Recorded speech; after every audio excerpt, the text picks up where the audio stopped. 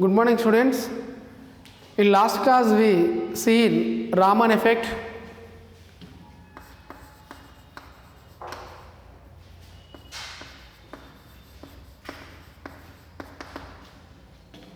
and structure of stars, experimentally studied by the Chandrasekhar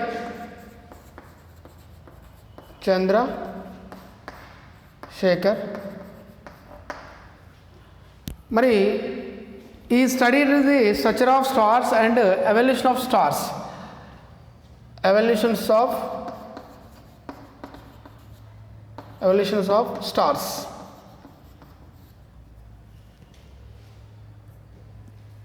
నక్షత్రాల యొక్క నిర్మాణము, నక్షత్రాల యొక్క ఆకారాల గురించి అధ్యయనం చేసిన శాస్త్రవేత్త ఎవరై అంటే చంద్రశేఖర్ బోస్ అని చెప్పుకోవచ్చు మనం. అయితే ఈ చంద్రశేఖర్ ఏం చేశాడంటే విశ్వంలో ఉన్న ఈ నక్షత్రాలన్నీ కూడా ఒక పరిమితి వరకు ఎక్స్పాండ్ అవుతూ ఆ పరిమితిని దాటినట్లయితే అవి ఏమవుతాయంటే ఈ యూనివర్స్లో కొలాప్స్ అయిపోతాయి అన్నట్టు అంటూ ఒక లిమిట్ పెట్టాడు. దాన్నే మనం ఏమన్నామంటే చంద్రశేఖర లిమిట్ అని చెప్పాం.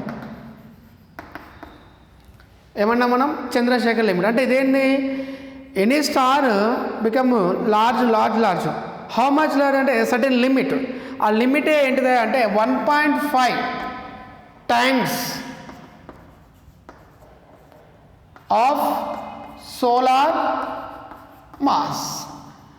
మరి సోలార్ మాస్ సర్టెన్ వాల్యూ అనుకుంటే మనం అంటే 10⁻15 kg అసలు అనుకుంటే ఆ సోలార్ మాస్కి 1.5 టైమ్స్ వరకు స్టార్స్ అనేవి ఎక్స్పాండ్ కావచ్చు, అంతవరకు ఎక్స్పాండ్ అవుతూ పోవచ్చు. ఒకవేళ ఈ లిమిట్ దాటినాయి అనుకోండి, వాట్ విల్ హ్యాపెన్ అంటే ద స్టార్స్ బికమ్ కొలాప్స్. మళ్ళీ కొలాప్స్ అయిపోయి ఏమవుతుందంటే లీస్ట్ సైజ్గా వస్తాయి, అంటే బిగ్గర్ సైజ్గా మారిపోయి మళ్ళీ ఏమవుతాయి లీస్ట్ సైజ్ ఫామ్లో అయిపోతాయి అన్నట్టు. అందుకనే చంద్రశేఖర లిమిట్ అంటాం. వాట్ ఈస్ ద మనకు ఎగ్జామ్లో ఏమవుతుంటే what is the contribution of S Chandrasekhar to the physics అని అడుగుతాడు. అంటే చంద్రశేఖర్ మన భౌతిక శాస్త్రానికి చేసిన సేవ ఏంటిది అంటాడు. ఆయన ఏం కనుగొనబెట్టిండు, structure of stars, evolution of stars, introduce Chandrasekhar limit. ఇవన్నీ కూడా ఆయన భౌతిక శాస్త్రానికి చేసిన సేవలని చెప్పవచ్చు అన్నట్టు. What is the Chandrasekhar limit అని అడుగుతాడు ఎగ్జామ్స్లో ఒకప్పుడప్పుడు. మరి what is Chandrasekhar limit? 1.5 times of the solar mass. 1.5 solar means sun. Solar means sun. ఓకేనా? ఇట్లా మరి భౌతిక శాస్త్రంలో ఫిజికల్ వర్డ్ టాపిక్లో మనకు different scientist name CV Raman ఏమో రామన్ ఎఫెక్ట్ కనుగొనడం జరిగింది. ఆయన ఏమని చెప్పాడు మనకు, ఆకాశం నీలి రంగులో ఎందుకు ఉంటుందంటే that is one property of the light, that property scattering by the excited molecules అని చెప్పాడు. తర్వాత సివి రామన్ ఎఫెక్ట్ కనుగొన్న ఆయనకు 1930లో నోబెల్ ప్రైజ్ ఇవ్వడం జరిగిందని చెప్పుకున్నాం. మరి రామన్ ఎఫెక్ట్ ఏ రోజు కనుగొన్నాడు అంటే 1929 ఫిబ్రవరి 28లో కనుగొన్నాడు. కాబట్టి ఎవ్రీ ఇయర్ మనం ఫిబ్రవరి 28లో నేషనల్ సైన్స్ డే అని చెప్పుకోవడం జరిగింది. మరి ఇక్కడ చంద్రశేఖర్ ఏమైనా ఉన్నాడు అంటే నక్షత్రాల నిర్మాణము, వాటి యొక్క ఆకారం ఏ విధంగా ఉంటుంది, అవి ఎంతవరకు మాసెస్ కలిగి ఉంటాయి అంటే ఎంతవరకు వాటి వెయిట్ ఉంటుంది, ఆ మాసెస్ అనేది ఇంక్రీజ్ అవుతూ ఎంత లిమిట్ దాటితే అవి మళ్ళీ కొలాప్స్ అయిపోయి లీస్ట్ సైజ్లోకి వస్తాయని చెప్పడం అనేది చంద్రశేఖర్ లిమిట్గా అవడం జరిగింది. దీనికి ఈయనకు కూడా నోబెల్ ప్రైజ్ ఇవ్వడం జరిగింది. తర్వాత మనకు మరి ఫిజిక్స్, ఇదంతా కూడా ఫిజిక్స్కి సైంటిస్టులు చేసిన సర్వీస్ ఇక్కడ చెప్పుకోవాల్సిందంతా కూడా, ఇవంతా కూడా కంట్రిబ్యూషన్స్ అని చెప్పవచ్చు మనం. సివి రామన్ అయితే ఏమి, ఎస్ చంద్రశేఖర్ అయితే ఏమైంది, ఆయన లిమిట్ కానీ చెప్పడం, ఇదంతా కూడా ఆయన చేసిన కంట్రిబ్యూషన్స్. మరి మనకి ఎక్కడి నుండి ఎక్కడి వరకు ఫిజిక్స్ డీల్ చేయగలుగుతుంది అంటే లీస్ట్ ఫామ్ నుండి, అంటే అతి మైక్రో 10⁻⁻14 మీటర్ నుండి లార్జ్, ఇట్లా లీస్ట్ సైజ్ నుండి బిగ్ సైజ్ వరకు సోలార్ మాస్ వరకు కూడా స్మాల్ ఫినామినా నుండి బిగ్గెస్ట్ ఫినామినా వరకు అబ్జర్వేషన్ ఫినామినా కూడా ఫిజిక్స్ అనేది ఈ నేచర్లో జరిగే ఎవ్రీ ఈవెంట్ని ఎవ్రీ రియాక్షన్ని అబ్జర్వ్ చేస్తూ ఆ రియాక్షన్ వల్ల మనకు యాడ్ అయ్యే బెనిఫిట్స్ని కానీ ఆ రియాక్షన్ వల్ల మనం అంటే జరిగే నష్టాలను కానీ ఏం చేస్తుందంటే ఫిజిక్స్ అనేది ఎప్పటికప్పుడు మనకు తెలియజేయడం జరుగుతుంది అన్నట్టు. అయితే ఈ నేచర్లో మనకు జనరల్గా ఒక 4 టైప్స్ ఆఫ్ ఫోర్సెస్ ఉంటాయండి. ఎన్ని టైప్స్ ఉంటాయండి? 4 టైప్స్ ఆఫ్ ఫోర్సెస్ ఉంటాయి.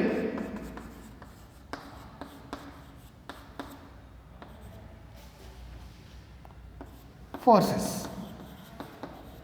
మరి మీరు ఆల్రెడీ ఫస్ట్ 10th క్లాస్లో నేర్చుకొని ఉంటారు.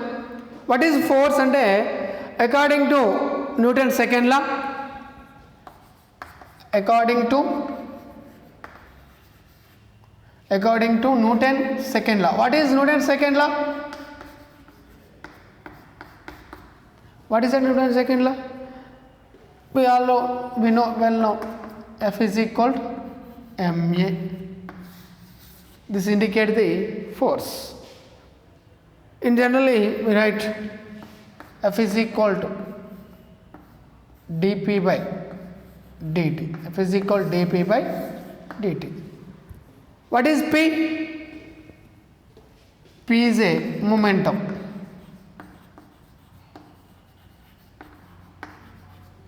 P is a momentum.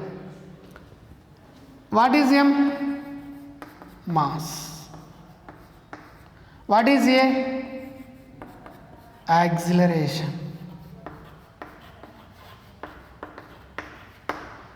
What is F? Force. So here we take some time to the Newton's second law. Mari how do we write F is equal to ma? Generally we know that 2 terms meanings. That one is motion and rest. What is the meaning of motion and rest? If any body position change with respect to surroundings అంటే నన్ను observe చేయండి. ఇప్పుడు నేను మోషన్లో ఉన్నా రెస్ట్లో ఉన్నా అంటే రెస్ట్లో ఉన్నప్పుడు నా యొక్క పొజిషన్ అనేది కాలంతో పాటు మారకుండా ఉన్నట్లయితే అంటే నేను ఒక స్టడీ ఇట్లాగా ఉంటే దాన్ని ఏమంటామంటే no change in position with respect to time. No change in position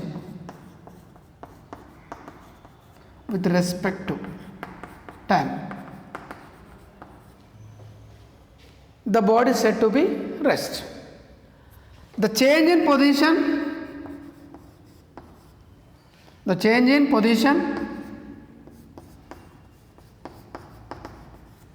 with respect to time, the body said to be motion. అంటే వస్తువు యొక్క లేదంటే ఒక వ్యవస్థ యొక్క ఒక వ్యక్తి యొక్క ఏదైనా అనుకున్నా స్థితి అనేది కాలంతో పాటు తన పరిసరాలకు అనుగుణంగా మారుతున్నట్లయితే అంటే ఇప్పుడు నేను ఇట్లా నడుస్తున్నా చూడండి, ఇట్లా నా యొక్క పొజిషన్ అనేది ఏమవుతుంది కాలంతో పాటు టైం టు టైము చేంజ్ అవుతుంది. ఇట్లా మారుతున్నట్లయితే that body that system are set to be motion అంటే అది చలనంలో ఉంది అని చెప్పవచ్చు. ఏమంటే మోషన్ని తెలుగులో ఏమంటారంటే చలనము లేదంటే గమనము కూడా అండి. అలా కాకుండా స్టడీగా ఇలా ఉండి కాలంతో పాటు మారకుండా అక్కడే చూసాం అలాగే ఉంది, ఈరోజు వచ్చి చూసాం అలాగే ఉంది, రేపు వచ్చి చూసాం అలాగే ఉంది, ఎల్లుండి వచ్చి చూసాం అలాగే ఉంది. అంటే జస్ట్ లైక్ ఏ స్టాచ్యూ మనకు ఇప్పుడు నల్గొండ టౌన్లలో చూసుకున్నట్లయితే మనకు ఎన్టీఆర్ స్టాచ్యూ, తర్వాత క్లాక్ టవర్ దగ్గర తాగొచ్చు. ఆ స్టాచ్యూస్ ఎలా ఉంటాయండి? అవి ఎప్పుడున్నా అలాగే ఉంటాయి కదలకుండా, అంటే నో మోషన్ అన్నట్టు. అంటే ఎంటూ ఉంటాయి రెస్ట్ అంటాం. దాన్ని ఏమంటారు అంటే తెలుగులో విరామ స్థితి అంటారు, లేదంటే నిశ్చలంగా ఉండడం. అంటే నిశ్చలంగా ఉండడం అంటే కదలకుండా ఉండడం అన్నట్టు. ఇట్లా మనకు రెస్ట్ మోషన్ అనే పదాలు తెలుసుకోవాలి ఫస్ట్. మరి మోషన్లో ఉన్నప్పుడు ఏమవుతుందని చెప్పాము అంటే బాడీ మోషన్లో ఉన్నప్పుడు బాడీ యొక్క పొజిషన్ అనేది టైం టు టైం ఏమవుతుంది చేంజ్ అవుతున్నప్పుడు అంటే the rate of change of position is called velocity. What is that అండి? వెలాసిటీ. వెలాసిటీ తెలుగులో ఏమంటారు? వేగము అంటారు. ఏమంటారు? వేగం. మరి దేంట్లో చేంజ్ కావాలి? పొజిషన్ అనుకున్నాం, పొజిషన్ అనుకోండి, డిస్ప్లేస్మెంట్ అనుకున్నాం అనుకోండి, డిఎస్ బై డిటి.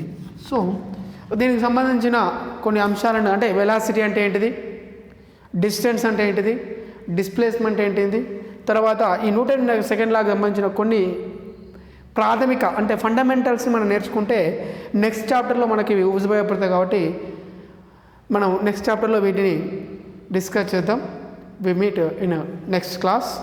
ఓకే.